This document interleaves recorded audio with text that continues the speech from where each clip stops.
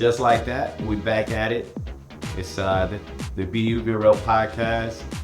We back at it at the BYBR studios. It's your boy, Joey B, Joey Dundada, the chosen brown one. We're here live, and we got a fabulous guest today. You know, we got Los with us. Los, Yes. what it is? Yes, these was episode 5. Yeah, I'm about to say something about episode 5. Yeah, absolute. But yeah, we have an amazing guest. My sister and my dog, my homie. She knows me since I was 18 years old. It's a blessing to have this friendship. Seen me grow from a young teenager to a whole man. You know what I mean? Wow. And yeah, it's a blessing to have friends that, a decade plus relationship with.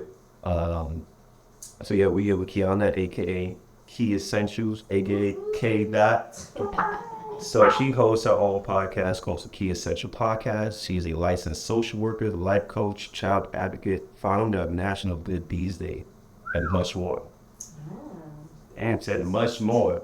So really, she found her purpose in this rare space that she curated, where she talks about her life experiences, her knowledge, and her goal is to bring people closer to Lord and Savior Jesus Christ. Oh, the direction of With that being said, she actually starts all her episodes with a prayer. So we're going to get into a prayer where you can join in, close your eyes, bow your heads, and listen to the word motion by God. Good luck. No, but Heavenly Father, we just come before you, thanking you for your grace and mercy as always. I thank you for bringing us all together today.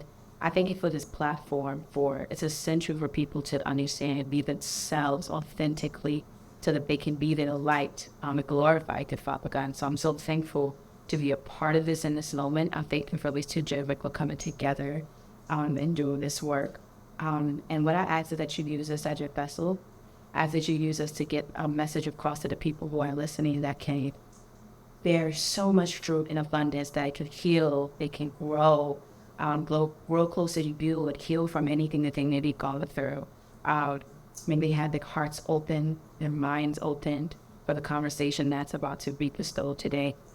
As always, I ask that you use me. Holy Spirit, have the way. We ask for your presence to be felt during this time. And we ask for just to have fun and for there to be a peace at the river, Father God. We thank you. We love you. We honor you. In Jesus' name we say amen. Amen. Amen. And our listeners to be open and mindful to this conversation that we're about to have, because, I think like one of the special things about you and, that correlates to, what Be Real is that you take, for me at least, a different avenue from what other usual Christians do, and you have your own spin on it. But it's not just your own spin on it. It's it's a way of life, and so kind of the life that religious people are supposed to take. So I guess I just want to start off by saying how did you find yourself in this space? How was that journey? Man, it's been a journey for sure. I think when you say how did you find yourself in this space, I think the main thing was just wanting to be close to God, right? That was just trying to build a relationship. I didn't understand how it all meant, but that was the core. And then it took me along this bumpy road. So when I was younger, because I didn't grow up in church, I knew of God because my mother would be God said this, or God's doing his business because it's raining, or whatever, right? But I didn't know. God did. Right? So I didn't have a relationship, but I knew he was essential. I knew he was important. I was actually dating a guy who's Christian, and he was the one who wore Jesus Loved You on his backpack. He was Pentecostal actually, and just very strict. And during that time I was dating, I was trying to figure out at first I didn't blame it on him that I got closer, but I remember waking up one morning I'm gonna go to church. and I hit up a homegirl. She never went there, I had the same feeling. And that kind of was the start. I was around like 18, 19. And that was the start of me just starting to have faith, and kind of figuring this process out. And again, it's just been an open mind with going through so many different processes of life, right? Which is how it is. Right? We grow. And as I grew, my relationship with God grew and took its turns and ups and downs. I love that. And I want to get into like the differences between, because I've known you for a long time, and I was always consider you, right? And I consider myself too a spiritual person, but I remember we had plenty of conversations where you would define the difference between spirituality and Christianity. Yeah. So what's the key differences between the two? Because I consider myself a spiritual person who has Christian values. Mm-hmm.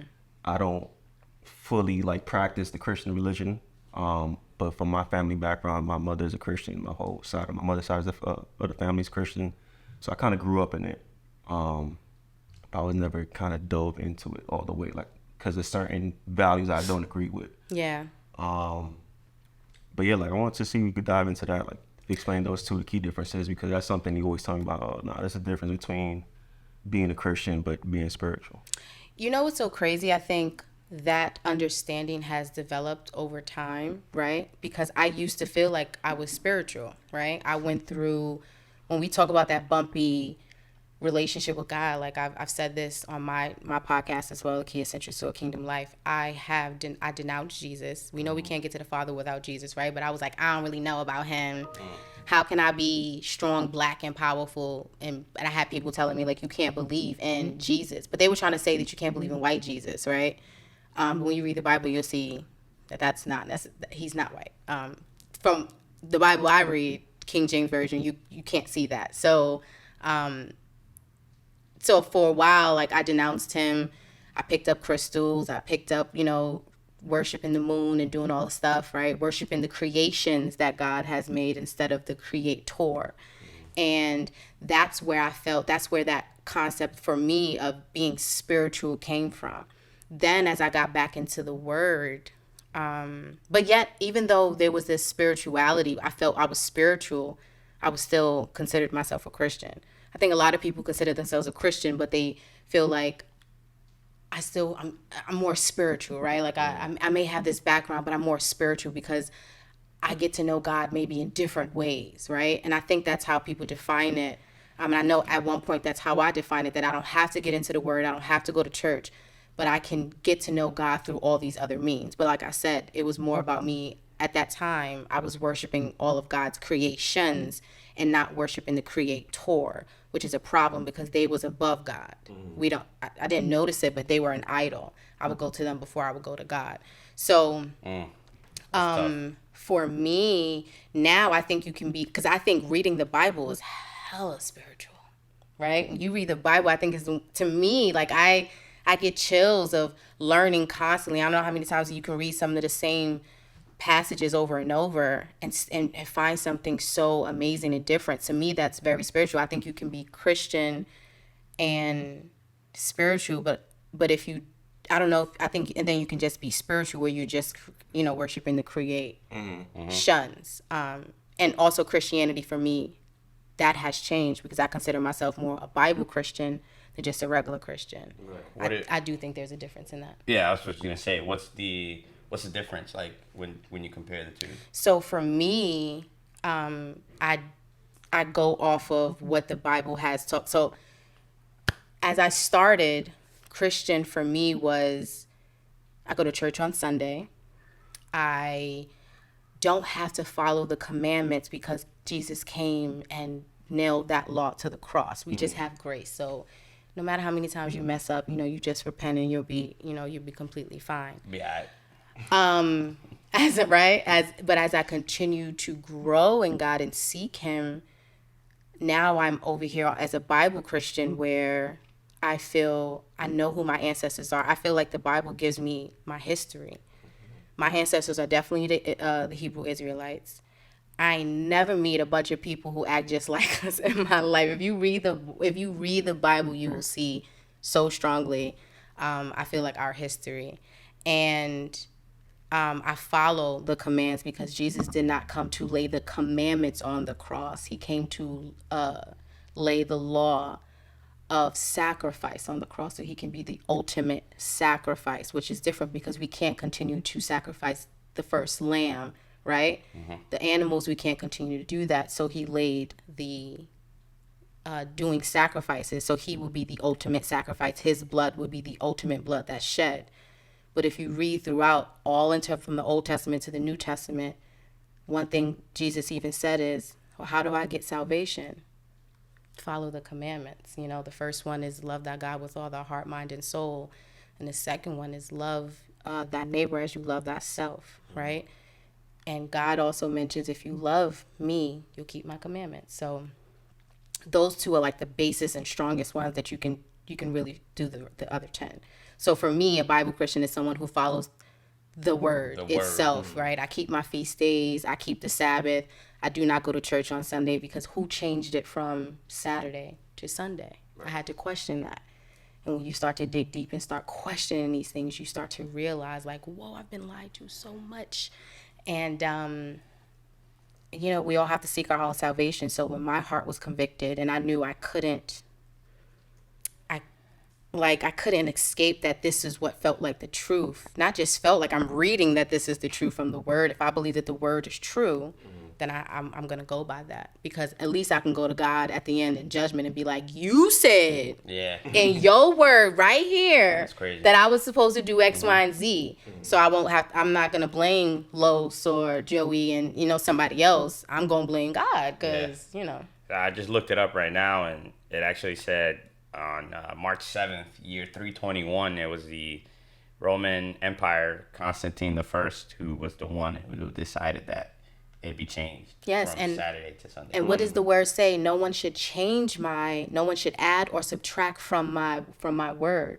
So who gave him the right to change, right? So everybody thinks like there's a difference between Christian and Catholic, but everybody's under a Catholic regime because everybody's going to church on Sunday. Everybody's doing what the Catholic said that they should do. The Bible, God told us, remember my Sabbath.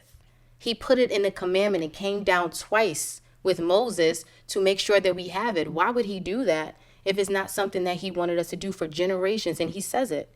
So how the heck did we get somewhere else? We lost our way. We lost our way along the way. Yeah. You know, the Roman Empire oligarchies, you know, they were false gods, most would say, false kings, you know, and they actually did a lot of rearranging of what it was like to be Christian or Catholic, or just because at the end of the day, God was law, right? This person is king. Why? Because God said so. So that's actually where like they did that whole remix. Yeah. Actually, so the Hebrew Israelites stopped listening because we just don't listen. If you ever met a bunch of people who don't listen, first of all, the Bible is mad dope. I'm telling y'all, it's hella fun to read and explore the Bible. I have a good time reading it because I just be like, Be turning up. They didn't listen. Yes, they didn't listen again. Like, it's crazy. So, like, God asked them, they said that they was going to abide by his commands. You make a covenant with God, right? Do not make covenants. Y'all need to stop saying like, oh God, I'm going to do this if you do this. Stop making covenants with God and breaking them and thinking that you won't pay. Right. God is the same God from Genesis to Revelation. So please, right? So they say they're going to do something and they take it back like, no, we're going to worship these other gods. We're going to do what we want to do. God's like, all right, well, I'm going to send Nebuchadnezzar, who is a Gentile, who is not a Hebrew, right? And he's going to destroy all this stuff like that. But if y'all do X, Y, and Z, I'm going to have mercy on y'all, right? Because there's consequences. No matter what choice we make, good or bad, there's a consequence, right? And if we just want to look at consequence as bad, then that's a consequence, and then I guess you can look at it as a reward, right? So that's how you started to get the Roman Empire, a lot of them to start ruling over us, the 12 tribes and stuff like that, because they took us out, because a lot of things don't go down without God's given approval. People may say, well, why? Because you made a choice. You said you was gonna do something and you reneged. Right. There's an if clause. If you do, you can have X, Y, and Z if you do this. If you don't, calamity. They chose calamity. So they got calamity. So that's where we're at. That's crazy. And as far as like these calamities, that's a big word. I ain't never heard that word. I think of like the word climactic, and I'm thinking like, okay, big risk here, right? Yeah, right. Some shit's gonna fuck up. Trauma, big things happening, yeah. So where along the line were some of these calamities? Because I know we spoke earlier and we spoke about like Christmas and these other things. Would you say those are like a part of these calamities that? I think that the different holidays that people practice, God warned us in his word about it. And if y'all want, comment under, their stuff on, if you're watching them on YouTube, or if you're watching, you can comment it. What I'll do is I'll try to make sure that I have a list of resources for you, because I'm not good with like the scripture stuff, right? At times, but I read, so I can always sit down and just get my thoughts together and provide it to you, because I don't like to speak on anything I don't know. So I can provide that to you. If you comment enough and they let me know, you can go to Key Essentials and I'll make sure things are lined out. But I do have some resources for y'all on the journal entries out there already. Sorry, I saw your hand go like that. Like, So those are just pagan holidays that the Romans was already doing, and then they just disguised it as like, oh, this is for Christ, right? Define that word too, pagan. Pagan. Let's look it up. But pagan is, I watch. Sorry, sidebar. I watch a lot of Young Philly and Chunks from the UK. Do y'all know who they are? If y'all know who they are, They demand them. they demand right, and The bruffs. they call everything pagan too, which is crazy because Chunks is a Muslim and like Young Philly is, modern day, I guess Christian and stuff like that too. But they call certain things like pagan, especially to like white people. That's not nice though. I wouldn't necessarily do that, but they do. And pagan is let's look it up for officially, but I know it to be. I got it right here. It's a person holding religious belief other than those of the main world religious. Yes, so because God says that this is not of what he has asked you to do, it's pagan, it's foreign, it's something that you should not be doing. Worshiping other gods, worshiping their traditions and their goals. So a lot of our Hebrew Israelite brothers and sisters, they had to come from Egypt. So like they were used to worshiping all different types of gods and stuff like that. Even if you read the story of Moses even taking them out, you'll read that when Moses did something, they were able to do something with their magic and all that as well. So Christmas was more about worshiping something. It wasn't about Jesus. It was about Worshiping Santa Claus. yeah, but Santa Claus was a story that came up that was disguised as everything. But Saint Constantine, it's also about like the solstice and stuff like that. Like they're worshiping of like the sun god and different things like that. So people were all into it, right? But it has nothing to do with God whatsoever. Yeah, you blew Same my thing mind. with Easter. Right. People say like, oh, he rose on Easter Sunday. But if you read the Bible, he did not rise on Sunday. He actually went down, I believe it was like in the midweek, which it says that, which would be what? What's the middle of the week? Wednesday. A Wednesday. And before when Mary came to the sepulcher or the grave, where he was supposed to be there. So when we practice the Sabbath, it's the when the sun goes down on that Saturday, right? It's a new day. She went there right when it was still dark on the Sabbath, right after the Sabbath. He was already gone. So how did he rise on Sunday morning if he was already gone? I have my own theory on that. I'm interested. I just like, for me, like, it's like, every good story has like, the truth to it, and like, yeah, God raised. What if homie was just chilling in like the rock? You know what I'm saying? Like, yeah, we'll chill out for a bit, come back 3 days later, open this rock up. Oh shit, he's alive. What if he was? I don't know. That's just my own comedic relief. Essentially, you're Like saying he was chilling, took a little 3 day. It took a little 3 day weekend vacation. trip. But he ain't never going to that thing. Is what you Yeah, saying. he was just cooler in that. Boom, he just came back. Everybody was like, "Oh shit, he's alive." You so silly. No, but I mean, he warned people. They said like, "What's to come?" And he said, "Think about Jonah. I'll be there, gone for 3 days and 3 nights." Right? Jonah was in the belly of the whale for 3 days and 3 nights, not 2 days, 2 nights, and it, like no. So if you really read the Bible, and it really just takes time to like really sit and read it. And I think that's the biggest issue. Some people just don't want to read the Bible because there's church hurt. And trust me, I was one of those people. Yep. Because my favorite line was and be brave enough to hold yourself accountable if you're listening to see like, oh, I say this too. My favorite line was, I rock with God. And I believe in some of his stuff in the Bible, but I don't believe in all of it. So, right? Like, that was the favorite line. Like, I don't really get down with all of it. But how I was saying that and saying it so with such vibrato, but I never read it for myself. So how could I really say that? I only know from what other people told me until I decided to just start reading it myself. And that's when things started to make sense.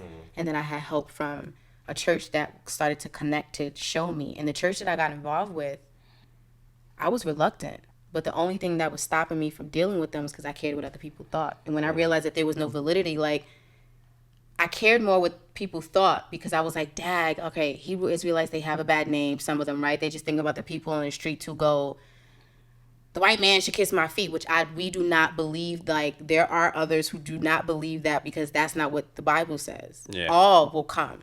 You know what I mean? All are invited. So God went out to preach to the Gentiles, made sure that Paul preached to the Gentiles.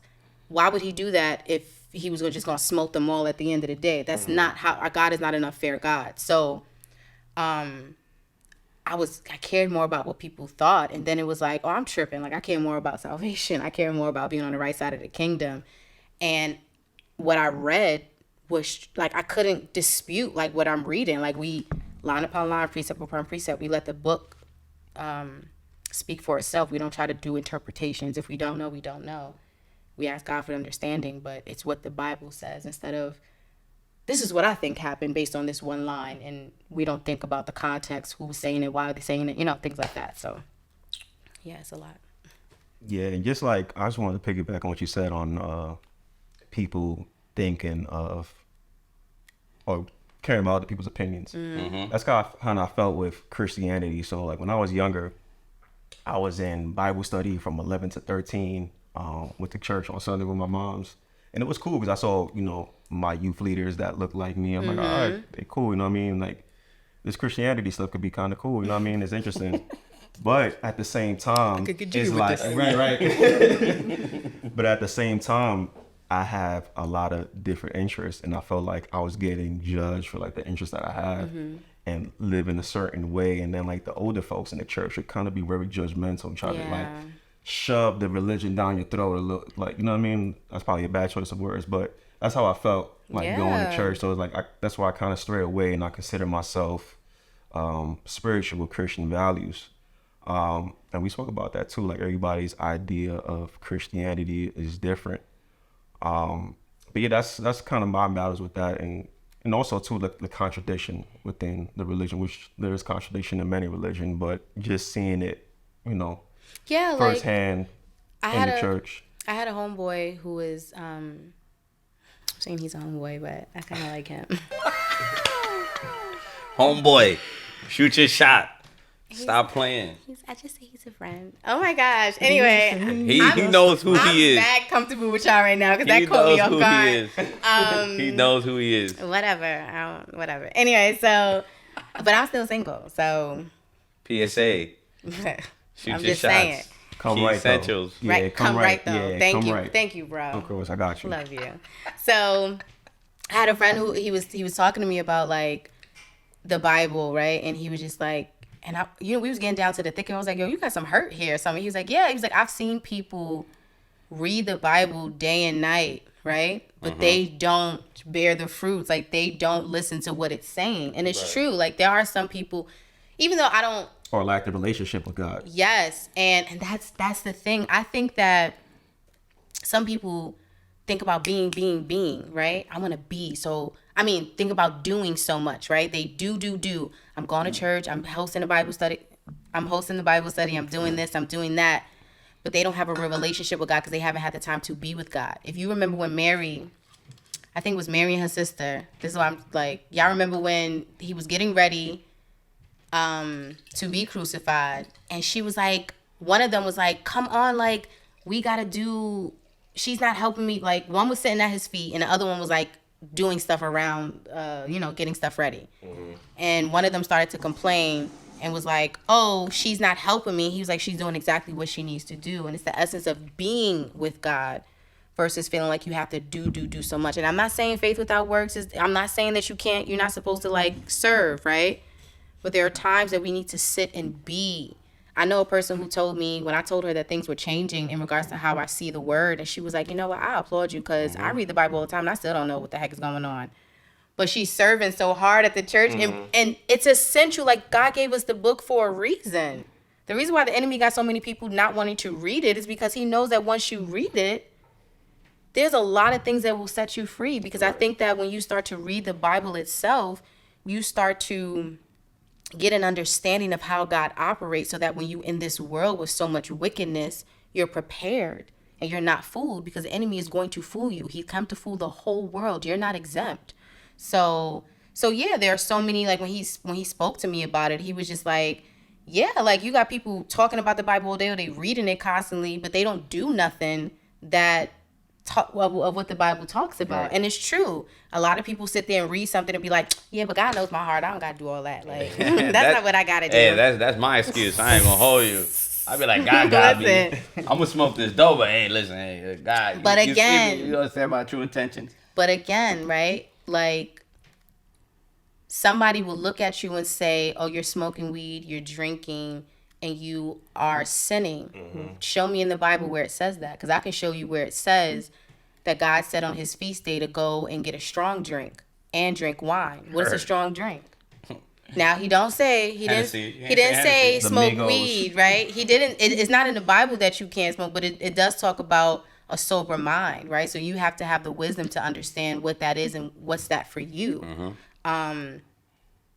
Point blank, I don't smoke at this time for me because I don't want to influence younger children who I work with or anything. I don't ever want them to see me and be influenced. But I can't sit here and say that smoking weed is a sin. Now, crack and heroin, all those other things that distort your mind for you to not have a sober mind, which the enemy then can use you, is different. And if weed attacks you a different way, you have to have wisdom. I don't believe anything should have a power over you. If you are, because weed can be addictive. Let's be real. Weed can be addictive. I know for me, it got to a point where it was. So I don't like for anything to be over me, but we got to be careful what people are saying are sins. That's why y'all got to read your Bible for yourself. We're out here saying, quoting things that people have said for years. Find it, show me in the Bible, because it's not there. Yeah. It's not there. Can I say one thing? Sure. Because I feel like I have to access, just not for like clarity for myself, but like for other people. When it comes to Israelites, right? And I know the devotion to the Word of God and how like you guys stick to it. Do you guys hate white people?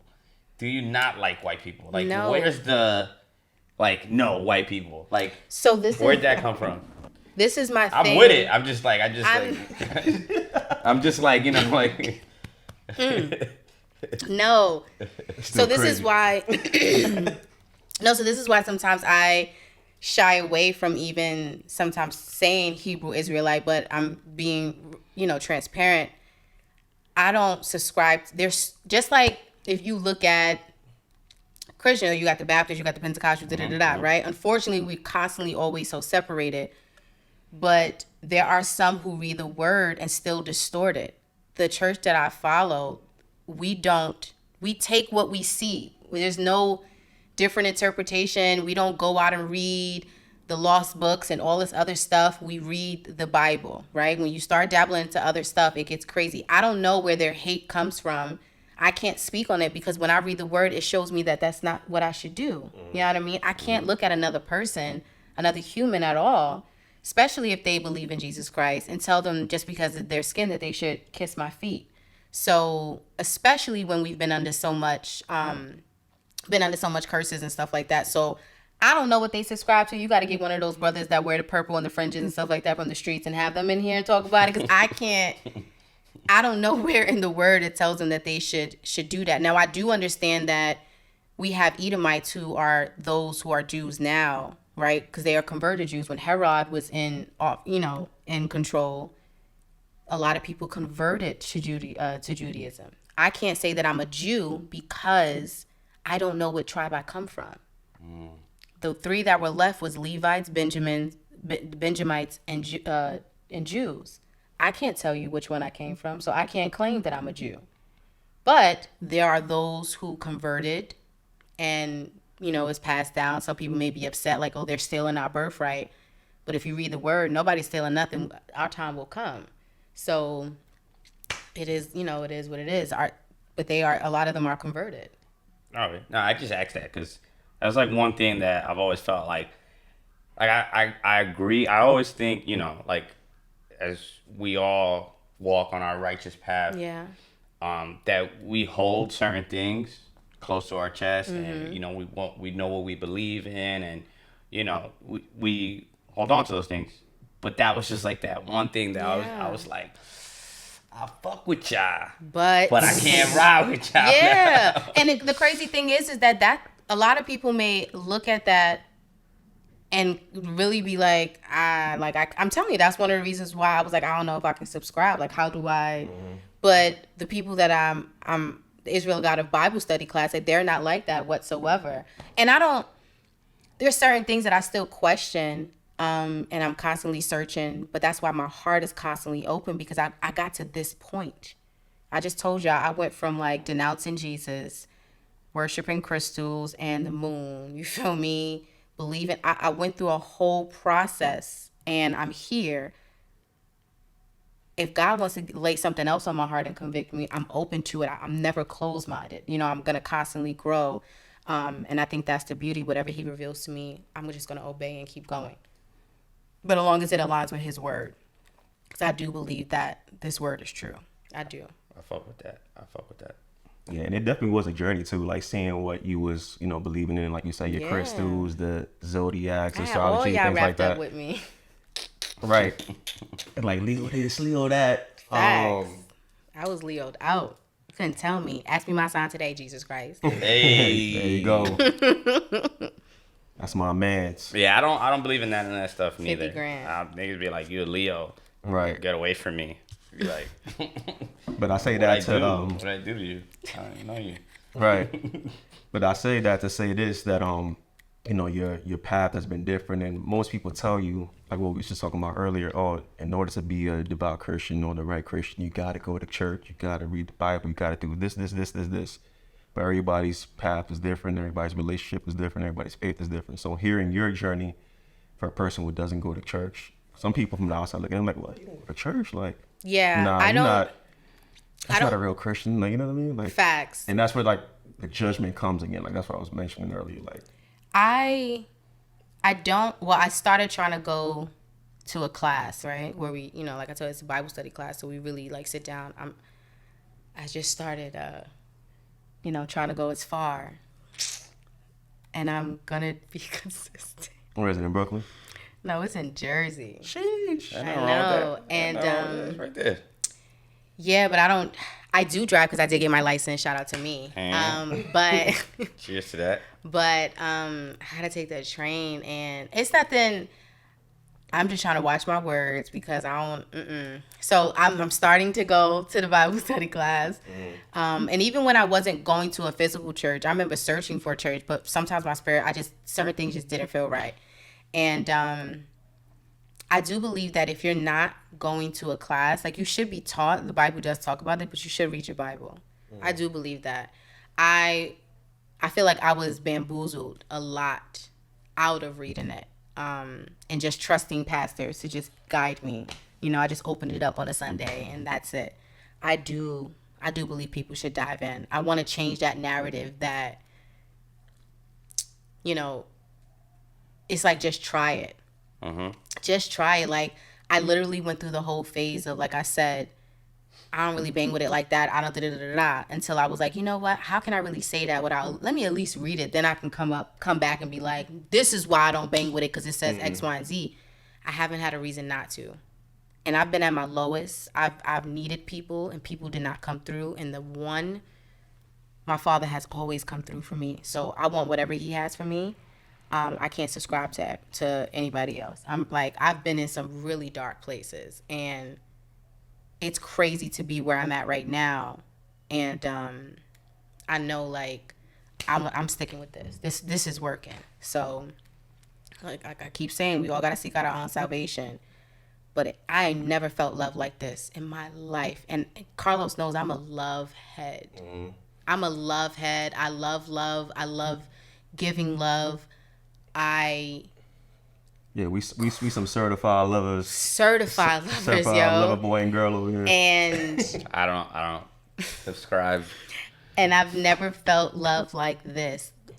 Seeking after God has allowed me to finally get into a space where I've learned to love myself a lot more too. So, and therefore I can give love with boundaries, right, in a more effective and healing way than I was before. Because I was just like, you get it, you get it, you get the love, you get the love. Throw the Oprah gif on Right? there. You get it. Just all messed up. But so, yeah, I want people to experience this love that I'm feeling. And I say that, diving into the word allows you to have, like, build that relationship with him in your own time. And just praying. Don't think about praying as something so dramatic. Just have a conversation with him. If you cussing in the beginning and that's how you rocking with it, just be you, be real. And have a conversation with him. Right. And be consistent. And then be obedient. I say this, OCD. Obedience, consistency, and discipline. And you'll walk with God. And I think it will really get you far. I fuck with that. I think, like, I'm wearing this sweater right now, so I'm doing the little promo. But everything that I get from what you're saying speaks to one of the things that, like, one of our pillars, as far as, like, what being yourself and being real is following your heart. Yeah.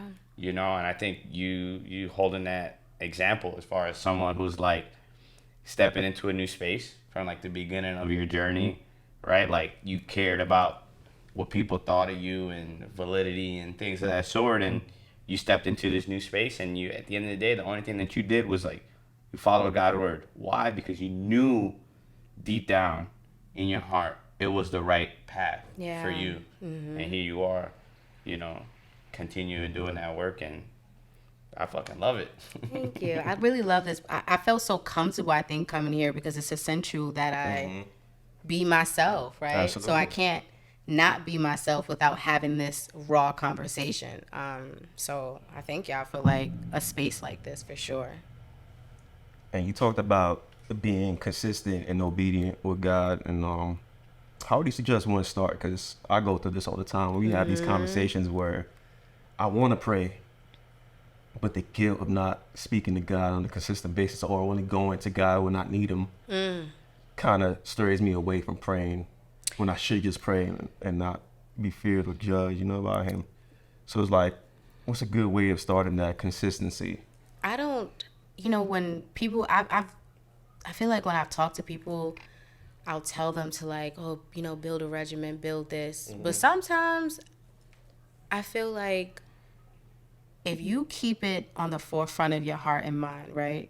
Like, if it's something that you can't stop thinking about, like, having that relationship, it's going to come. It may bring you to your knees in order for you to come to him, right? And sometimes you got to get dropped down so that the only way you can get up is by his hand. Therefore, you don't ever want to get back to it. Because I think for me, if I'm being realistic, I got to a space where I was so tired of crying. I was so tired of seeing the dream behind my eyelids. You know what I mean? I'm so tired of the cycles that I was in and seeing, I felt like just life passing me by. And submitting to him is like, all right, I'm really going to do it your way. I'm tired of trying to be in the gray, like, Jonathan McReynolds has this really good song, No Gray. And God, it really is black and white when you read his word. Excuse me. And, you know, I was tired of trying to like finagle this relationship so I can have what I want and, you know, try to do it his way. And eventually I just submitted and said, you know, I'm going to just really try to do it your way. And I feel like it's been a blessing ever since. And I want to clear this up with people. So like to really answer your question, it's like, keep trying, keep at it. Like if you start on Monday and you forget to do it Tuesday, Wednesday, Thursday, and then you do it again, just keep doing it. And each time that you feel bad, allow that to lead you, because eventually it's going to guide you to him. That's the only thing I can say, is that just keep at it. One day, God willing, you are going to be in a space where you will get so convicted that it's like, I don't want to do it this other way. You know what I mean? Right. I really want to. And it's about, like I said, it's about that relationship, because I don't believe people should do things out of obligation. Like if I'm dating you, I don't want you to call me because you feel obligated to call me. I saw your face go up. But I don't want you to just call me because you feel like, oh, she's going to be mad if I don't call her. I don't want that. Like, I want you to call me because you want to call me. God wants that type of relationship with you. He don't want you to just do things because you feel like you have to do things. He wants you to do things because you want to build with him. That's when people ask, like, why my prayers are not being answered. Because once the moment he probably answered them, you're going to run away and do whatever you want to do, and you're not going to be talking to him. He wants a relationship. If you think about Genesis, his whole purpose, he built people to commune with him. He wants a relationship with you. He don't want you to just use him as a genie. Like, that's not what he's about. So you gotta be reciprocal with him. Yeah, so I think it's really about figuring out what type of relationship you want with him, right? Are you doing it because you feel obligated to do it, or are you doing it because you really want to figure out who this person is and how to build with this person? You know, like I think there's a difference in that. I love where you're taking this, because it's something that we wanted to point out. It's like relationships and relationship with God and answers that he gets. You know what I mean? Because, you know, at the end of the day, you're a woman of God, and there's certain things that come with that. One thing that we really wanted to talk about is like, how is someone in your position, like, what's the dating life like? Like, do you practice abstinency? Because, you know, that's like things that people pray for, and people be like, oh, I want to find my husband, especially people who are like heavy into religion. Right. Ooh, child, let me sip some of this wine. I know folks that been like, they be 17 years old, and they'll get married because, you know, I mean, of course they're praying to God at the same time, but they want to find that person. They want to build, they want to have kids and all that stuff. And, you know, how's that going for you? Like, to segue into that type of like realm. Relationship, yeah. What the girls be saying, they want that Ciara prayer that they Listen, get a Russell Wilson or Joey B. Hey. He's so silly. Dating has been interesting. I think that's also because I'm being pruned, right? Like I mentioned, I was such a love head, so essentially that came from a lot of I didn't have self-worth, right? I had low self-esteem, that I was just giving it out like, you know, ain't nobody's business. My love, and that came through my body as well. So I didn't stop having sex actually, because, and I talk about this on Experience 17 and 18. It's called Somebody's Daughter on my podcast. Check that out. Spotify, Apple Podcasts. Yes, thank you. And I didn't start abstaining from sex because of God. I started because I was tired of giving my stuff. I was tired of giving it to people who wasn't appreciating me. Like, I was tired of ending up in situationships, all these different things, and I feel like I'm giving some really great stuff, and they don't deserve it. So I really stopped because of that. And when I stopped, it was like, I bet, like, I'm gonna wait till the person comes and they come correct. Like, I'm waiting for him to come to me and be like, "Ooh, girl, I want to be with you. I am showing you that you are the one. You are the one I want to be with." And then I was gonna open it back up. I was gonna have sex again.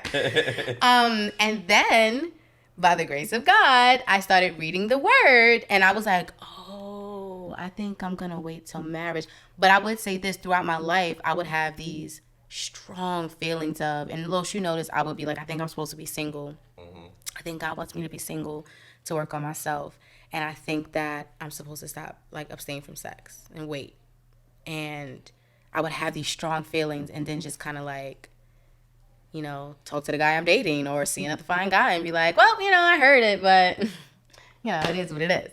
So, yeah, when I started reading the word more, I was like, I felt convicted. And I was like, yeah, I think I'm going to wait till marriage. And I had people around me like, you sound crazy.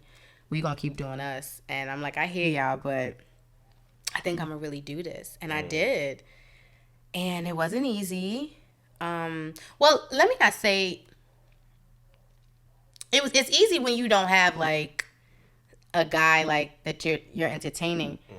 Excuse me, but my sex has always been connected to emotions, right? So it was never like, oh, he just fine, I want to be with him. It's like he has to kind of really, I need to know his heart, he needs to know mine before I can even The attention has to be there. feel. Yeah. So it wasn't like I'm sitting here like, oh my gosh, I need it. It wasn't like that, because it's always been this different type of connection for me to want to give my body to somebody. Now, don't get it twisted. I would be very flirtatious and very much into the realm of like, ooh, let's kiss like we young again. Let's be all up on, let's dry hump. Let's do all the stuff that we're not supposed to do. You know what I mean? That could lead to it, right? Sorry. So It's always like it's quiet for all that.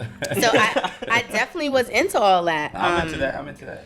But now I like stop, because I don't want to. I think that's wrong for me to tempt a guy, like knowing that I'm not gonna go any further, and for me to get him all riled up. Yeah, and I think that's unfair. We don't like a tease. Don't Yeah, do so I that. don't. Blue balls. Yeah, that's I worse don't- than a period. All right. Oh my, what? Word to everything. Word Have to you everything. had one? Blue Yeah, balls? nah. No, a period. Yeah. Oh, I've never had a period. So, I don't know if you can compare. We can't. That's not. You can't compare the two. Nah, blue balls. I swear to Nah. God, like you know A how period is preparing you for childbirth. I hear that. I respect that. Here we go. But think about it like Listen to you- this, yeah. Right. With blue balls, you can't walk. Sometimes with your period, you can't Yo, you walk. know- Sometimes. Ain't no times. Blue balls, you like this, like, cause you got, it's like, you know, it's like you clogged up and you can't, your body's just Yeah, immobilized. but we're not getting that on a consistent basis. I They getting that understand. on I know. on the not, you know what I mean? Like, on right. the, of course that. I'm just saying the feeling when it happens. That shit is the worst. I don't know. You got to see if you, I don't know, because a cramp ain't no joke. A cramp is no joke, and I've been there. I've played the doctor role of sending a hot towel and all that jazz. I've been there.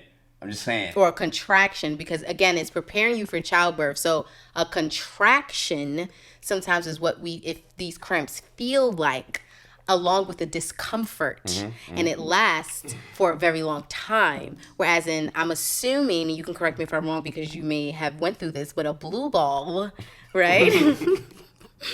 I don't know how long that lasts. That could last about 8 to 10 hours. But That's not crazy. 7 to 10 days. No, not 7 to 10 days, but just that feeling of like, Yeah, you that know, moment. that immobilization. It's intense. It's Yeah. intense. Yeah. So, Yeah, I don't know how we got there. I don't know either. We were just talking about like But- her intentions, like she would never put. Yeah, but Yeah. to women who are on their journey of abstinence, like, if you know you're not going to get to the, because I would be strong, like, I'm definitely not having sex with him. Like, there's no Right. way. But then why am I even entertaining him in that space? And these are the things that I've learned throughout my dating process, right? Like, as a woman who is waiting till marriage, I've learned these things. And that was also because where I was in my walk with God, right?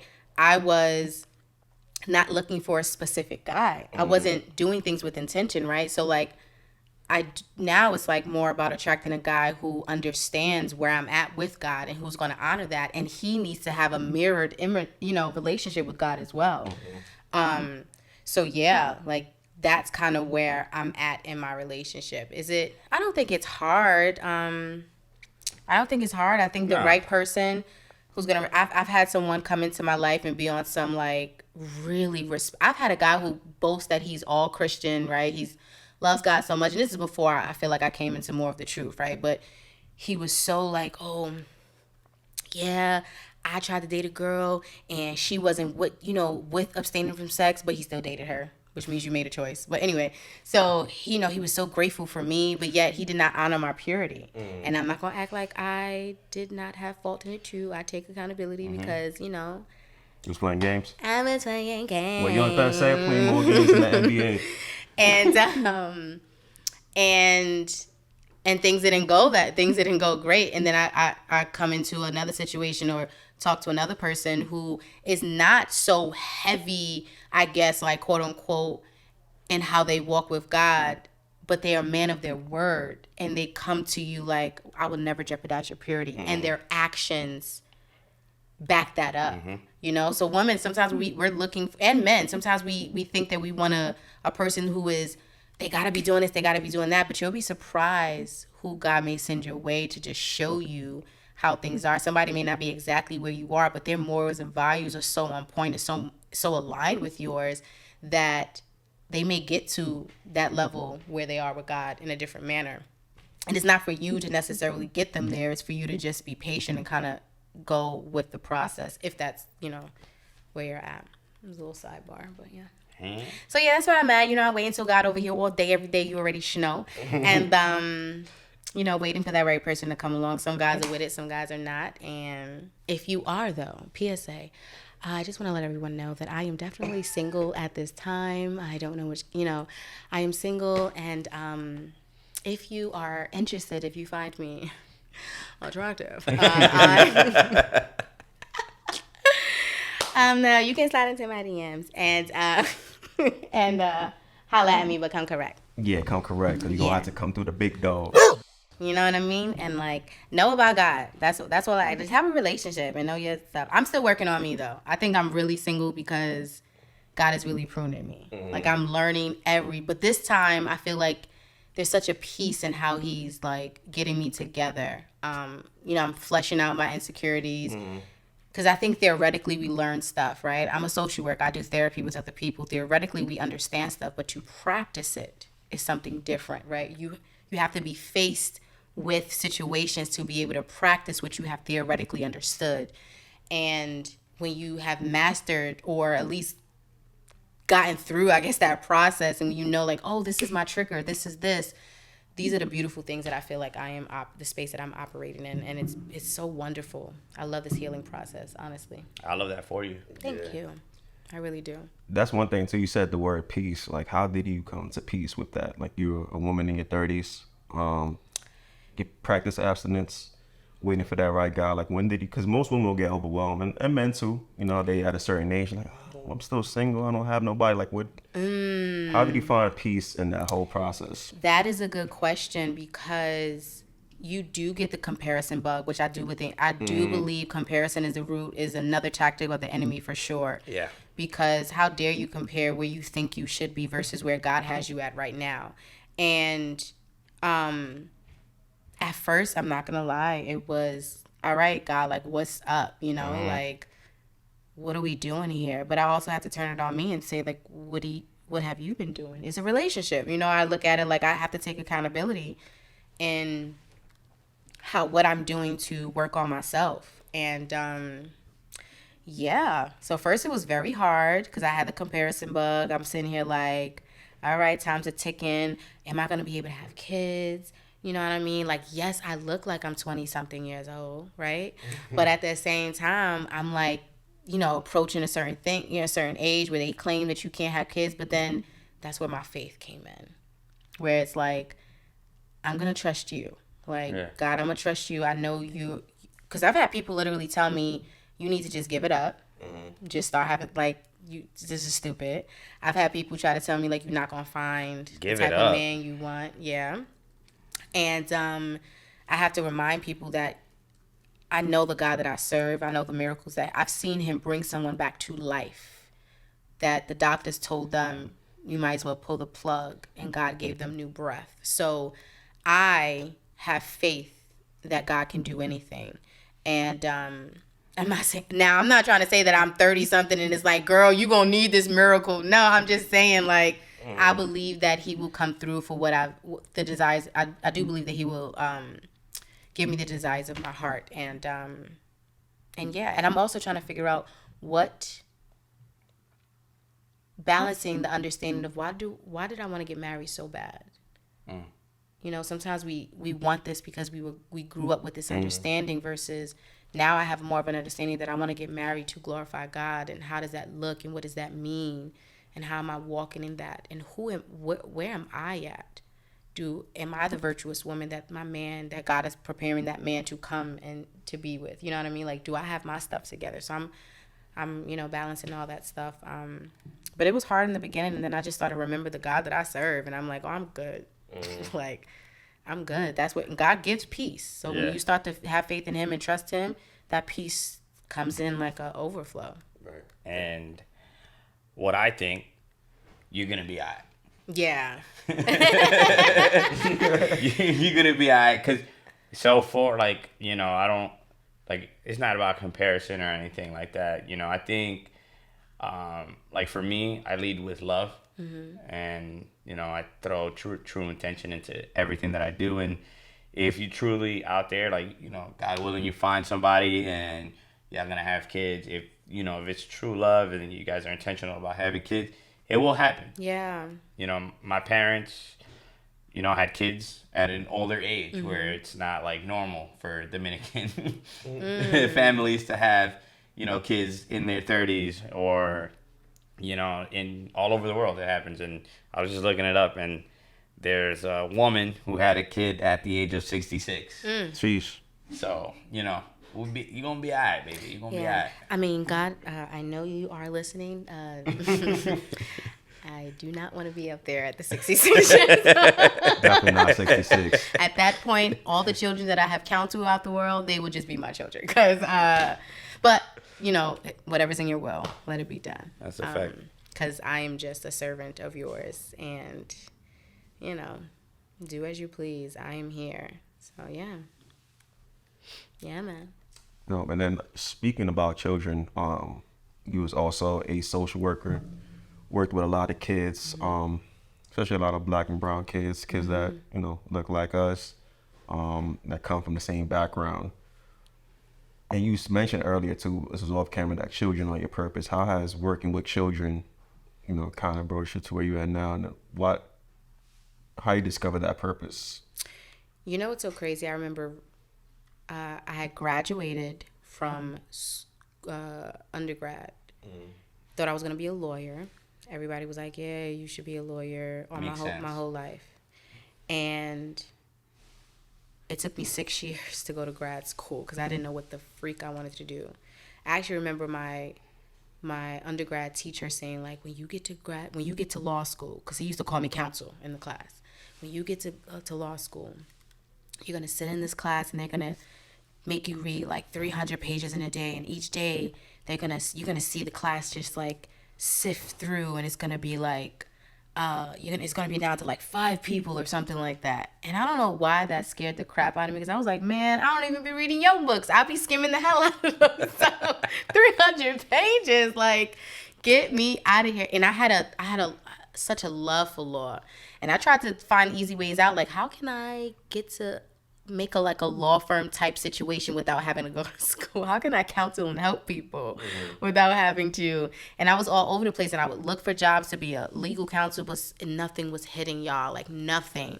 And I remember like reading this book about my purpose. I remember 25 year 25 going into 26 was such a big year for me, because 26 years old is when I launched National Good Deeds Day. And Damn, I was at 26? Because 25, I was going through this process of figuring out my purpose, and and I remember reading some question about what are the things that made me so upset, and I was like, definitely injustice, anything with injustice. Like, I was that kid when I was younger that if the girl or boy was like, the teacher told me I couldn't use the bathroom, I was like, who said you couldn't use the bathroom? Yes, you can. I'm young. Like, yes, you can. What's going to happen if you just pee on yourself right now? What's she going to do? Like, I'm always fighting for somebody else. And I remember going to this event that a friend's mother, where we had to like help kids, and she was a social worker, and we was helping kids at the school, and I remember feeling so fulfilled. And I watched the different things that she was doing, and it resonated so much in my heart. And I was like, I think I want to go to school for social work, which nobody gets into social work if you're trying to like get money and stuff like that. Like, Yeah. not to say that you can't make money in social work, you just got to be hella innovative. And yeah, like I went down that path of going to school and figuring it out. And there's nothing like when I did my first internship. I'm still close to those kids till this day. The lip gloss that I have on my lips is from one of the kids who has a brand called Golden Lips. Make sure y'all check that out. And she, like, working with those high school kids, I felt a different type of joy. And it is nothing like, I can work hours on hours and hours and hours with kids. If you give me all the other stuff that I have to do in my life, like I will complain, I will whatever, but I can sit and work with kids for hours. And the impact that I was having on them and the passion that I had behind it, it never feels like work. It never feels like work. So I knew that that was something that was big. And that's the one thing that I have, like, I may have like, what is it called? Something syndrome. Y'all know what it is. We all get it in the workplace. Try to describe it. When you don't feel like you are equipped to work in the space that you're working in, you don't feel like, I don't know, like you're worthy or you have the skills, even though you do. I forget what it's called. It was something syndrome. I've talked about it before, but I may have that in other areas of my life where I feel inadequate, where I feel like I can't compete or I can't do things. The one thing that I'm extremely confident in is the impact I can have with children. Like, I can counsel any kid. I'm confident in counseling adults as well, but there's nothing like the work I do with kids. It's gonna come to me. Something syndrome. I'm very Imposter confident. syndrome. Imposter. Thank you. Imposter syndrome. Yes, I can have that in it, like other situations, but when it comes to working with kids, yeah, I know that's something I can do. I know that's a gift that God's given me. Amongst other things, that is definitely one gift, because I know it's not just me. Yeah. The impact of the things that I've seen be done through me, it's like, it's not just me. I know his hands is on it. Yeah, for sure. I think it becomes a point in your life where you decide, what's bigger picture, something bigger than myself, or just in general, just being like a selfless individual. And that takes time. I understand you said you were 25. Yeah, 25. Yeah, and that shit, you're still young yourself. It's kind of hard Yeah. to get to that point and already know that you suffer. Right? But yeah. you had mentioned National Good Deeds. For the listeners, what is that? What does that consist of? How did you come about it? What's that entail? So National Good Deeds Day happened. It's a holiday. It's on August 18th. It's a holiday. It's a holiday, y'all. You hear So this? You should be celebrating it. Take the day off. Facts, and do good deeds for other people. So literally, And it's your birthday. Let's not it's forget. it's That my shows the birthday. selflessness in itself. So 25 was such a change for me. I don't know. I just remember feeling like I just want to spread love to the world. I just want to I want people to be their best selves and, different things like that. I remember just really strongly feeling that. And I was like, instead of, and I believe in us doing things for each other. Like, I believed in the understanding of community, right? When we get together and we look out for each other and we stand together as one, there's so much power in what we could do. And just like, I think about in the Bible, I think it talks about Babel, where God was like, look at them. They're all working together and they're about to build up to come so they can get to heaven, and they were going to succeed. So what he did was he broke up everything and gave them all different languages, because technically they were too unholy to be with God anyway. But yeah, so us working together, there's so much power in that. Yes. And I wanted people to be selfless and look outside themselves for a day. So I was like, on a day that I'm supposed to be looked at, and on a day that I'm supposed to kind of move, I guess, society wise, like think all about myself. I was like, let me flip it and ask people that instead of doing something for me, do for other people, right? Give clothing, give your time. I think the first National Good Deeds Day we ever did, we went to hospitals, we gave toys away. We used to give like little affirmation cards out, pay for someone's food or Starbucks or anything like that. And we were just on our feet in the streets, like driving up to people, hugging them, doing stuff like that. And then as time went on, it was a thing that kept pressing on me. And this is something I felt like I sat with God in regards to National Good Deeds Day too. I feel like I sat with him during that time when I was younger and kind of figured out this is something I wanted to do. And then as time went on, I always envisioned it as a block party. Like I'm from Harlem, but I reside in the Bronx, right? Shout out to the Bronx, shout out to Harlem. All day, every day. And so I always envisioned it as this big block party, just like the Puerto Rican Day Festival, right? Like I grew up right next to that on the east side. So I've always seen like 112th Street to 116th Street kind of like blocked off. And I envisioned like this big stage and Tiana Taylor and Dave East coming through because they from Harlem and Dave East from the east side. So in rock, like I envisioned them coming through, doing some performances and really having all these resources for free. That's how I first envisioned it. So I was like, I was turning 30. No, was it when I turned 30? Yeah, it was when I turned 30 that I had the first block party. And it was amazing. We gave out clothing. We had people I had a girl who's an amazing artist. She does a paint and she did a paint and sip or paint and give for the kids. We had a bouncy house. We had free food. Face painting for the kids. Book bag giveaways. Yeah. School supplies. Different resources for mental health and things like that.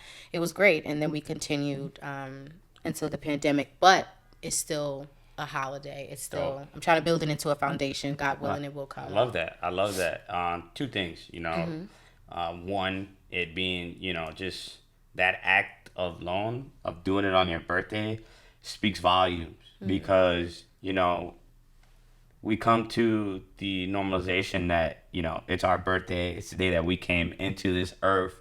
Let's celebrate ourselves. Yeah. And, I align with you as far as like trying to way I look at it is when it's your birthday, it's like, okay, this is the day that you came into this earth, right? What are you leaving behind when you leave this earth, right? Right? So the day that you came into this earth, you're setting a foundation of something that is going to be here when you're gone. Wow. So now it's like, it's not just your birthday, but it's just your presence. Your presence will be here forever. That's something that I've always believed in, right? Wow. Like, and I love the fact that you're like doing events and you're doing this holiday. I'm sorry, on your birthday because like for me it's like I hate, and I know there's people out there in this where I hate being celebrated. I like not even on some humble shit. I just like I don't like the attention. I'd rather I'd rather me turn up for somebody else than turn up for myself. I just want to let y'all know I was not like that. I used to have I was just going it was like 5 celebrations. Yeah. It was a brunch. It was a dinner. It was a party. It was a beach. Like I was gonna attest to that because I'm like, damn, back in the day, like she had a whole itinerary for her birthday. But you know what? That also came from insecurity. That came from trauma of not feeling loved enough. So I tried to curate that myself. Did it work out? Not all the time, because some people would flop and I was never fully satisfied. I started to become satisfied when I turned it away from myself, actually, and started doing like National Good Deeds Days. Those are some of my best birthdays absolutely ever. And it's hard work. It's not like we be working hard, because right after that we go and we hand out blessing bags to the homeless, right? Which I call our distant cousins, right? Which really look out for them.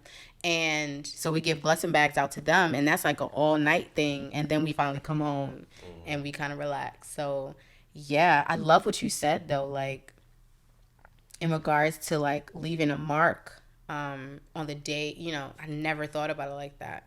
That's beautiful. I think it's something that, should be highlighted, and that's what we're all about on this show. It's like what are you doing that's, you know, uplifting, you know, our community and the people around them? And the fact that you're doing it on your birthday, I think it leaves an even stronger mark. 'Cause it's like, you know, how we celebrate Martin Luther King Jr. shit. Now we got National These Day. This about to become a fucking national holiday, and it's gonna be named after you, or it's just gonna become after you, because it's something that you started with a purpose that, hey, it's my day, but I want it to be bigger than myself. And that's essentially what all good people who see the bigger picture, who think beyond themselves, do.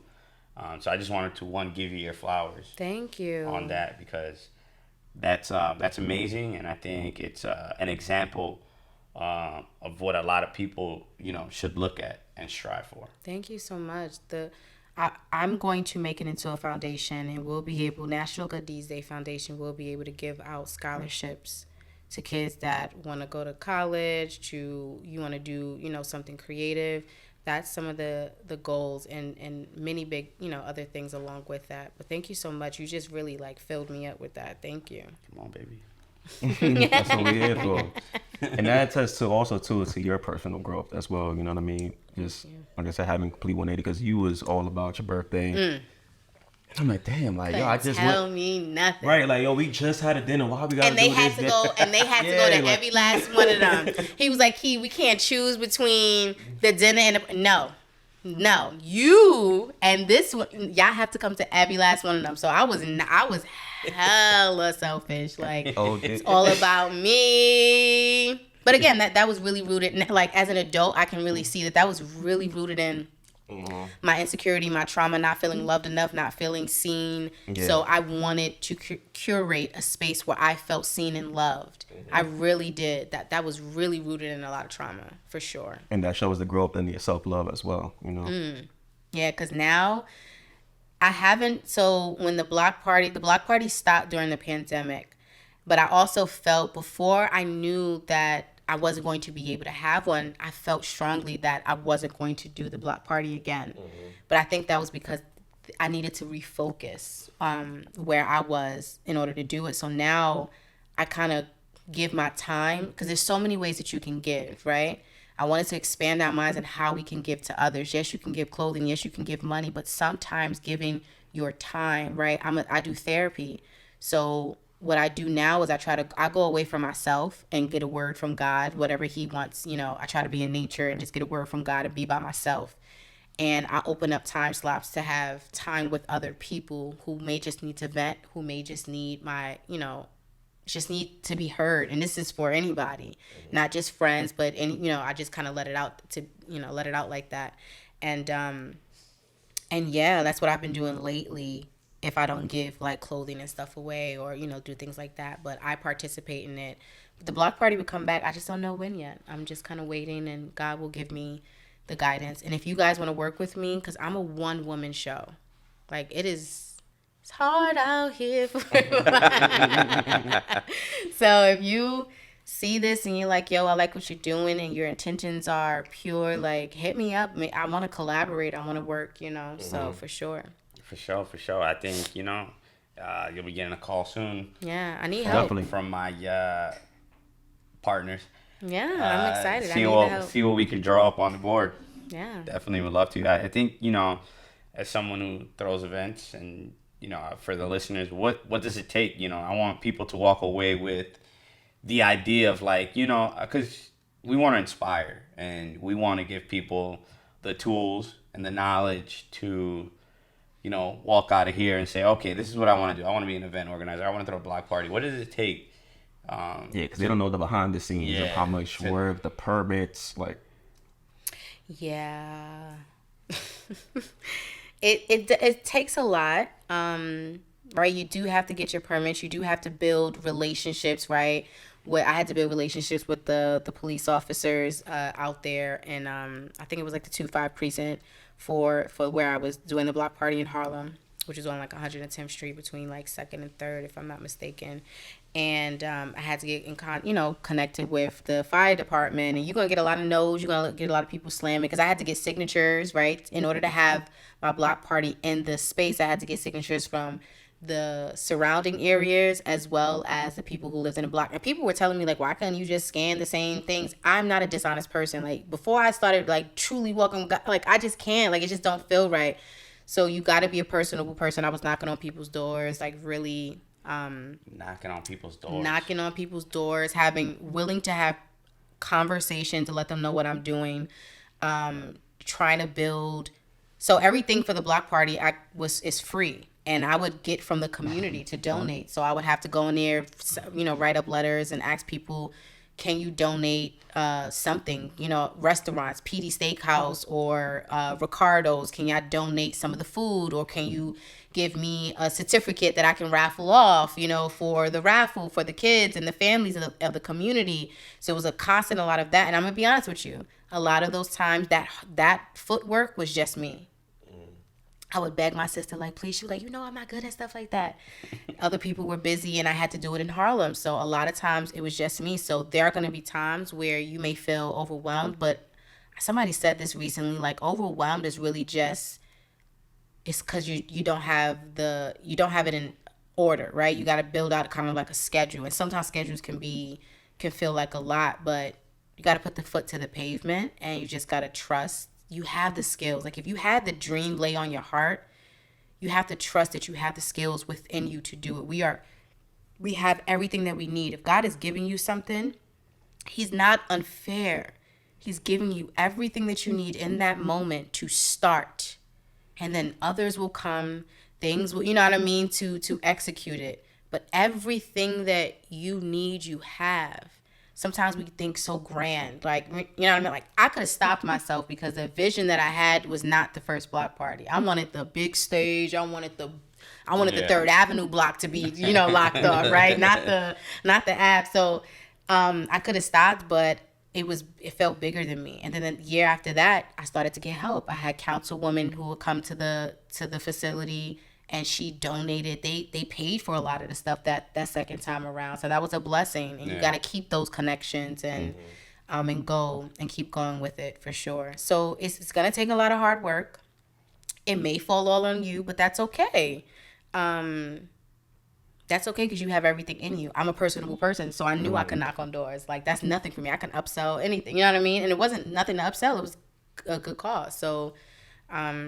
Yeah, it's hard work. It really is. It's a lot of no's. It's a few yeses with the right yeses. And when you're doing it with intention, everything aligns itself. And a lot of faith. A lot of faith for sure. Yeah, because it ain't easy. It's really not. Like, shout out to all the people who are curating events. Like, I know you guys have an event coming up soon. And so many more events that you guys do. And shout out to you because it's not easy at all. It's not. It's a lot of behind the scenes work. People canceling, payments drop, like it's a bunch of stuff, and you got to figure it out and keep pushing. Yeah, you gotta have faith. Gotta have faith and intention. And intention, yeah. When that intention is there, when you know what you want to do, faith will kind of guide you. It's like your wing that's help you soar. For sure. Yeah, and you do it in your hood too, like.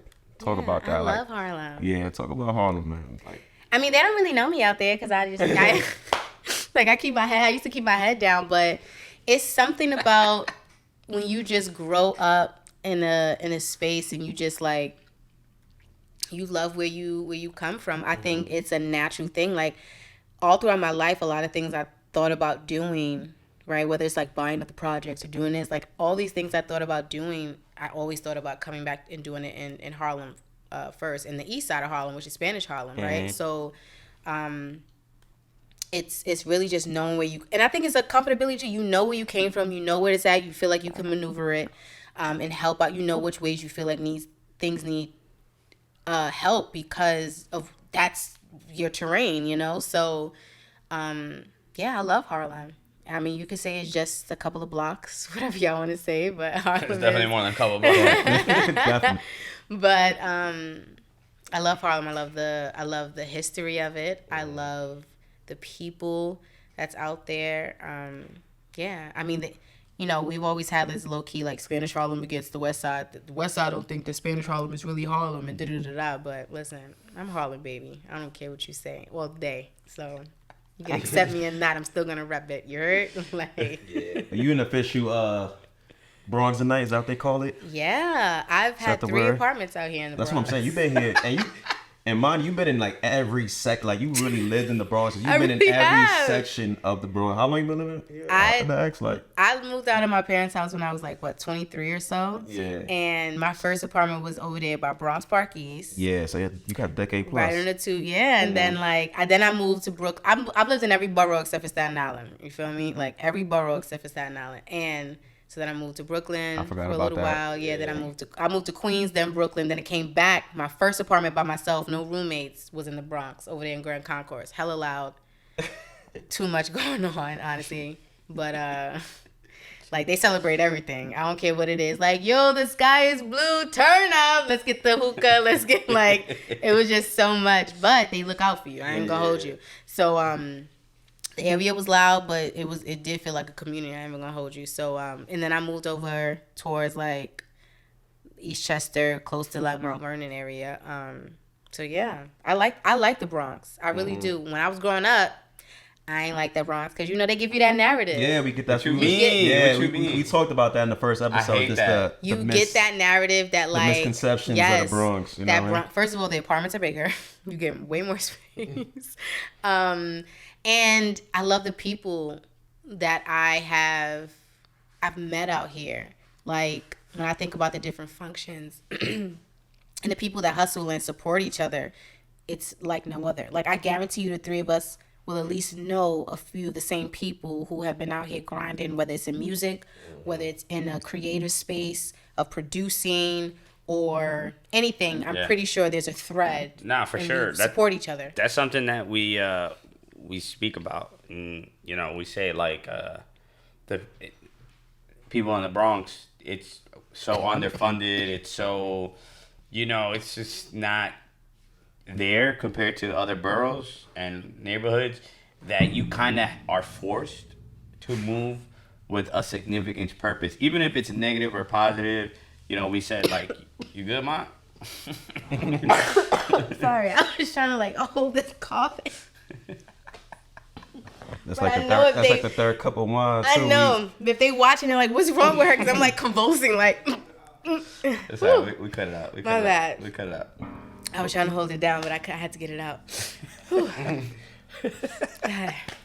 Let's restart. So you kind of have to move with purpose, and whether it be negative or positive. We said it could be from the Cardi B's to the A Boogies to the borough presidents to people that end up going to Harvard and become lawyers, things like that. There's a lot of that in the Bronx. It's because you're forced to move with purpose. It's kind of like it's either you are moving with that drug dealer mentality and are coming from the gutter, or you're moving with that scholar mentality and trying to build your way up. It's just that hustle mode because we don't get a lot of opportunity here in the BX. 100%, I agree. Everybody that I have met out here has a different hustle that I've ever seen, and it's always with repping so hard for their people, for sure. So Yeah. I love it. I respect it for sure. What would you say is the Excuse me. What would you say is the difference between Harlem and the Bronx? The difference. Want some water? Hey, put that wine down a little bit. Yeah, we might have to Man, sit that cup down for a little while. I'm getting warm, and I'm cough attack. The difference between Harlem and the Bronx, I would have to say it's the hustle. Now, I don't want people from Harlem to come at me, but when I think of Harlem, sometimes I think about the flashiness. Yeah, the swag. I ain't gonna lie. The Yeah. swag. I think about the yeah. swag, Y'all got yeah. it. I ain't gonna lie. Y'all got it with the swag. The smoothness of it all. And it's not to say that people don't, get in their bag and stay in their bag, right? But I think that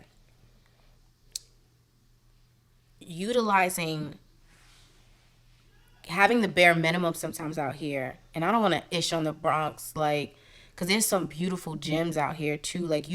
there's so much beauty. First of all, Bronx is like the biggest borough, if I'm not mistaken, and it has so much like life to it of where you're like where you can go and discover, whether it's the parks and different things. I think it like has the that. most greenery too, Greenery, if I'm not yeah. mistaken. In all I think boroughs. that's the one. And I don't know if it's the biggest, but I know it just has a lot of greenery. And I love that whatever that they're giving out here, they make the best of it and they turn it into something, I feel like, just magnificent. So there's a different type of hustle out here. I feel like in the Bronx, I feel like that's the different type of energy I get in regards to like working with people, for sure. Yeah. Huh? Yeah, You know, we official, stand out. official bros tonight. I mean, I respect it. Every time somebody asks me, I'll be like, I'm from Harlem, but I reside in the Bronx. Living the X. And I respect the X for sure. 100%. So I kind of want to dive into your brand a little bit more. We've kind of touched on the subject of your podcast here and there, and we've kind of understand that you've been doing it for years, but then there was a phase of rebranding and fitting that in with your newfound purpose, of course. Yeah.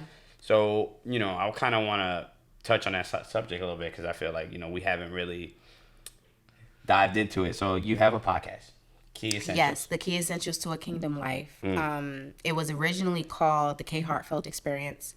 My name was K Heartfelt. It was given to me. And That's like your government name. no, my okay. see, my government name is actually Keonda Hester. Keonda Hester. But K Heartfelt, I was like, so I funny. thought, sorry. No, it's so funny when I think about it. I went to a studio, right, to like lay down some tracks, right, and Cass. I remember it was a Cass. Stop it. Yeah, and You out here his performing? I don't think I did a good job though, but the producer was, I think his name is something Dot. People know him, but he was out there in Castle Hill, so I went out there to lay down some tracks. And I remember, I think Big Los all the time, so I was like, "Yo, I can't have Kitty Hello Kiki as my Instagram name. Like, I need something different if I'm gonna be out here. You feel me? So like, I need a new name." And a friend of mine, a guy I was dating actually at the time, was like, K Heartfelt. I feel like because of your heart, like this is a perfect name for you. And I ran with that and I branded everything. Like I became that. So the first podcast was the K Heartfelt Experience. It was like obvious because that was my name. And even the National Good Deeds Day was K Heartfelt Presents, National Good Deeds Day. As time went on, I used to feel like the K Heartfelt name just didn't fit anymore. Like when I thought about like how I wanted the brand to look or what that was, it was like trying to fit the edge of a puzzle in the middle of, you know what I mean? Like it just didn't work. And I was like, what is this? And as I started purging from my past, that relationship, because that relationship was like a doozy in my life, I remember feeling like, dang, I don't feel like I'm supposed to walk into my purpose, this newfound chapter of my life with this name. Yeah. I don't feel like I'm supposed to like carry it on, but I don't know. It just was like, but damn, I already have everything K Heartfelt. Like, how do I just stop that? And I remember God gave me the Key Essentials, and I was like, I think somebody else made it was something. It didn't come out the way I wanted it to, so I was like, I don't know. And then it came back again, the Key Essentials to a Kingdom Life, and I was like, who the heck am I to tell people what some essentials are to a kingdom life? I feel like that was just too big, Yeah. And I was like, I don't know about that. And I had to sit with that, pray on it. And I was like, yeah, I think it's time to rebrand. And again, I was worried about what other people would think. Like, I started this way, and how do I change it all? But I did. I obeyed, and I kind of just, excuse me, rebranded everything, and I'm so excited. And man, excuse me. You're good. And the Key Essentials to a Kingdom Life is essentially, again, the podcast really highlights people experiences. My goal is for that we share our experiences and we're transparent about them so that other people don't feel alone and they can heal, they can grow, and they can learn, and more than anything, grow closer to Christ. Because even if you're not a believer and you come on the show, I'm a believer. I stay true to who I am, so I can always pull. You know what I mean? I can pull a scripture, I can pull a story from the Bible, or I can pull and see something from my lens with God. So, and I pull the key essentials to whatever we've learned. Do a journal entry on my website about it, so people have more context. And yeah, so I believe that we're all walking this life, and a lot of it mirrors the Bible more than we think. And I think it's important that we come together and we share these experiences so that we can grow, like literally just learn from each other, heal, because we need to heal, and grow. And I think more than anything, like I said, grow closer to Christ. I may be the closest thing somebody has ever come to in regards to a Bible. You may be that for somebody else, and you may be that for somebody else when we're our authentic selves. Yeah. And Chosen brown one. yeah. And I think it's important to highlight that. And the brand in itself is going to, venture out to so many different things. I will be launching a journal business under the Key Essentials. So it's like you go to thekeyessentials.com and you'll have some information up on there about National Good Deeds Day. I always say live, learn, love, and lift each other up. So you have components where you can learn. You have components where we give back to the community. You have components where we uplift our community, because I always do business of the week. I shout out businesses as much as I can. And the ways that you can grow, I'm going to have the journal business. I think journaling is so important. For me, it's the way I pray. I believe that we may have a lot of stuff going on in our minds, and sometimes just getting it down in a journal is so helpful to help clear it and organize what we got going on. But for me, journaling, so I'm going to be having prompted journals come out soon. I already have one that's on Amazon, but I don't like the way Amazon has the binding, because I'm a journal snob. So I'm working to get things better and for everyone. And I'm just taking my time and doing it because, again, I'm a one-woman show. So if you know somebody that knows somebody, send them my way so we can know each other. PSA. And yeah, and I'm going to be doing a lot more stuff with the Sabbath, getting people to understand what the Sabbath is. As you notice, I cover my head when I pray.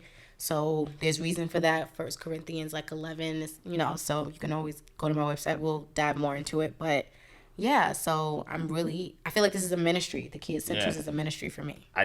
Just to continue giving you your flowers, I love the significance of giving out journals and having people practice writing in the journals. As someone who meditates, I practice a lot of mindfulness meditation. And with that, there comes a lot of mantras. There comes the practice of writing in a journal. And I think, no matter what it is, right? No matter the religion that you preach and practice, you need to have that sort of mindfulness within yourself. Yeah. And just the fact that you're out here just giving journals, people can write in a journal and not even think of the fact that they're being mindful of the things that are going on in their life. They're being mindful of the things that are surrounding them, within them. And, again, just to continue giving your flowers, you're giving people that ability to practice mindfulness. I think that's very important in life, to just have that train of thought of writing in a journal, whatever it is, maybe, it could be save money, it could be practice giving love or practice self-love, and you're just writing that down. As you write that down, it's the physical action now connecting to the mental thought. For sure. And I it's something I do with my clients all the time, right? So it comes from that social work part of me, that therapy part.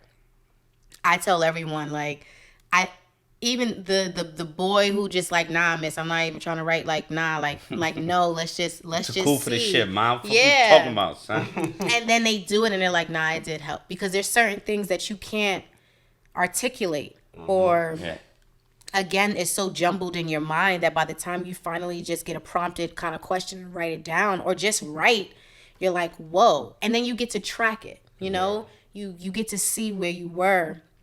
And this is how that healing kind of comes about, because you get to see you know, I always bring stuff back to the Bible. The Bible tells you to remember a lot. It tells you to remember because he knew that we would forget. And sometimes we forget where we came from and what we like how we got through. And that when we get to another situation, we're like, oh my gosh, I can't, like, what am I going to do? You're here right now. You got here because you got through something else just the other day. So sometimes in that journal, you've written something down and you're like, whoa, I can't believe this is where I was at. And this is what I went through. And I'm sitting here complaining about this. Oh, I know I can get through again. Let me use these tools that I've written down, or let me just reflect, right, on what I was going through before.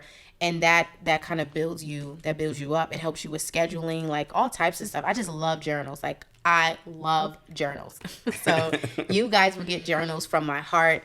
I'm also going to do like stationary stuff because I write a lot, like really nice things to my friends and family. They always tell me, you should do cards and stuff like that. So I'm going to try everything. Why the freak not? And there's going to be so many more things coming out. God has always put a lot of things in my heart. Not everything that I'm going to try to do. Some things I may give and help other people. But there's a lot of things that I know he's called me to do. And you guys are going to see a lot from me. So, for sure. Under Key Essentials. So I'm excited. Key Essentials to the kingdom of. Key Essentials to a kingdom life, yeah. Well, you know, I think, you know, this episode is going to stand out above the rest. Because, you know, we really got, you know, spiritual and we're all about, you know, being you and yourself. And I think you're a special individual. I just want to continue giving you your flowers. And Absolutely. Like, you're an example that, you know, I feel like people like myself and thousands of others who are, you know, close to their religion, but don't really hold one thing or another too close, but just understand that they're on their righteous path. I think you set with just this one episode a lot of examples that we can follow and, you know, try to be something bigger than ourselves. And you do it in a method where it's digestible and comfortable and vulnerable. Like, if you listen to Key Essentials, she's going to be very transparent, very vulnerable, and there's a brave space, like you always say. So doing it in that method is also very important, and Thank you so much. Y'all don't even know how much you guys are filling me up because, you know, we have moments where we're like, how do I walk like this? Or how do I do this? And then you just throw it up and say, I'm going to trust it. But sometimes it comes back down and you're like, still, how do I do this? How do I figure it out? But I'm thanking y'all because, you know, when I looked up on everything, because I promoted you guys recently, and I was so excited because I was so excited for you guys to come out on the syndicated, amazing, big time, big tune, you know, big show upon your head top. Platform. Wow. All right. So this is a big platform, and it's an honor for me to be here. But I really, really love that. No matter who comes through, you allow them to be themselves, and because I stand by that too. Like, I don't care the color, the creed, the religion. I believe that we should be able to have a conversation and learn and grow from each other regardless. You know what I mean? So whatever walk of life, I can't force you to do anything. Like, I'm not ever trying to. I just can be who I am, and that either inspires you or we just had a good time. You know what I mean? Like, so yeah, thank you guys so much. Exciting. Yeah, thank you again. Truly appreciate you coming by. You really like the older sister I always wanted, and I was excited to have you on this episode, and thank you again. I appreciate you. We've been friends. Yeah, we've been, like I said, we've been friends a decade plus now, and you're very intricate in my life. I love you so much. I love Los. you too. Yes. Like, OD. Like, that's big sis. OD, like, I will, like, come for somebody. No. Like, I'm looking. Yeah. Like, I will come for somebody. For this one over Gotta here. go through the big dog. So, as long as y'all know. All right.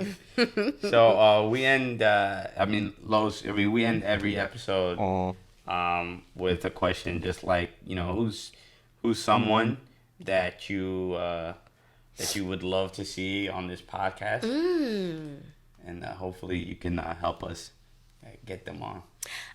That is so. First of all, that's hella innovative. I love that you guys do that. That's smart. Ooh, I love that. I love collaboration. I love how we do that. Let me think, because I've shouted out so many people on Business of the Week.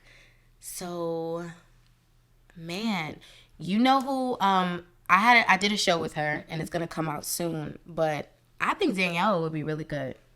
Danielle Flowers. Yeah. She has a beautiful platform, Dex and Denim, which is my two godsons, and I think that her input, her insight was just, it's beautiful, it's dynamic, it's raw, and she gonna give it to y'all real. And I think that she's someone who's always been her true, authentic self, and I think she would be great for the show for sure. I would love to see her. Yeah, that'll be dope. Talk to y'all. Yeah, it's Yeah. been a minute since I seen Yeah. Danielle too. I mean, I can. Who else? I mean, the other question is, Yeah, I can think of more, but you could throw them all our way, baby. You know, Yeah. the more Yeah, content, yeah. the better. I guess, and to end it off, really quick in like a couple sentences, we are Be Real, and we want to know. I mean, I feel like you got a quick answer to this. What inspires you to just be yourself and be real? listen, keeping God first, right? The more that I walk with him, I have no other choice but to be myself. You can't be fake with God. You know what I mean? You can try, but you won't get your blessings if you're trying to fake it with him, right? He wants the real you.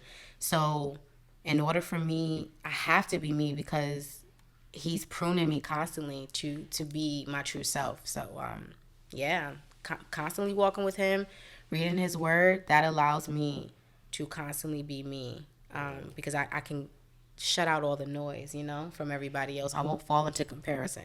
It's not to say you don't creep up, but I remember his word and I'm like, oh, you wildin', So, yeah. I love that. Yeah. Yes. And you do it unapologetically too. That's what I love about Thank you. it. Like, you really are, and you inspire others too to be themselves. Like you I used hope to, so.